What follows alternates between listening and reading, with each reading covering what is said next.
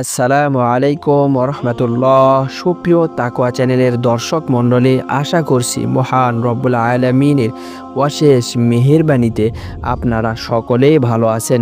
অনেকেই জিজ্ঞাসা করে, আমার বাচ্চা মেধা নেই, পড়তে পারে না, পড়ালেখায় মন বসে না, অনেক দুষ্টামি করে, পড়া মনে রাখতে পারে না। আজকে যে আমল নিয়ে আলোচনা করব, যদি যথাযথভাবে আমল করতে পারেন তাহলে আপনার বাচ্চার পড়ালেখায় মন বসবে, পড়া মুখস্থ করতে পারবে এবং দুষ্টামিও কমে যাবে ইনশাআল্লাহ। প্রিয় নবী সাল্লাল্লাহু আলাইহি ওয়াসাল্লাম বলেছেন, খায়রুদ্দাবাই আল কোরআন, অর্থাৎ সবচেয়ে উত্তম ঔষধ হচ্ছে আল কোরআন। সুবহানাল্লাহ।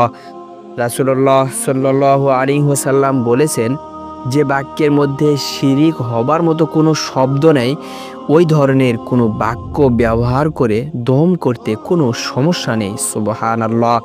রাসূলুল্লাহ সাল্লাল্লাহু আলাইহি ওয়াসাল্লাম এটাও বলেছেন, তোমাদের মধ্যে কেউ যদি অন্য ভাইয়ের কোনো বস্তু দ্বারা উপকার করতে পারে তো করবে, কোনো সমস্যা নেই।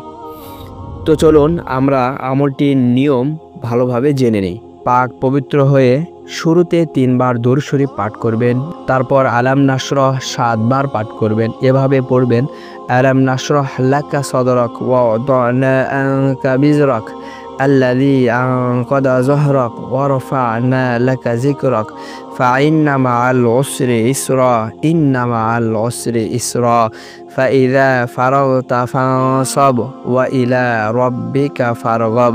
তারপর আবার 3 বার দরুদ শরীফ পড়বেন, তারপর 1 গ্লাস পানিতে ফু দিবেন, তারপর অল্প অল্প করে প্রতিদিন একটু করে খাওয়াবেন। দেখবেন ইনশাআল্লাহ অল্প কয়েকদিনের মধ্যে আপনার বাচ্চার ব্রেন বাড়তে শুরু করেছে, দুষ্টামি কমে গেছে, পড়ালেখায় মন বসতে শুরু করেছে ইনশাআল্লাহ।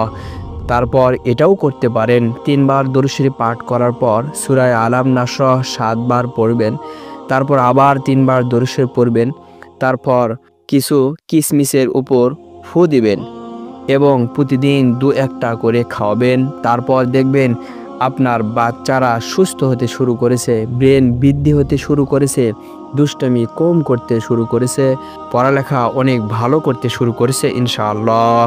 তো চলুন আবার সূরাটি জেনে নেই। আলাম নাশরাহ লাকা সদরক ওয়া ওয়াদানা আনকা বিজরাক আল্লাযী আনকাদা যহরাক ওয়া রাফা'না লাকা যিকরাক ফাইন্না মাআল উসরি ইসরা ইন্না মাআল উসরি ইসরা ফাইযা ফারাগতা ফানসাব ওয়া ইলা রাব্বিকা ফারগাব। অর্থ, আমি কি আপনার বক্ষ উন্মুক্ত করে দেইনি?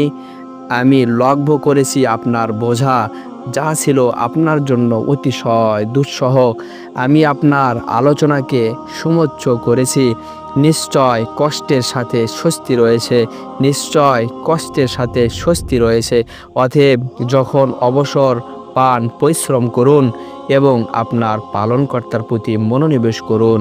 আল্লাহ রাব্বুল আলামিন আমাদের সবাইকে এভাবে নিয়ম মেনে আমল করার তৌফিক দান করুন। আমিন।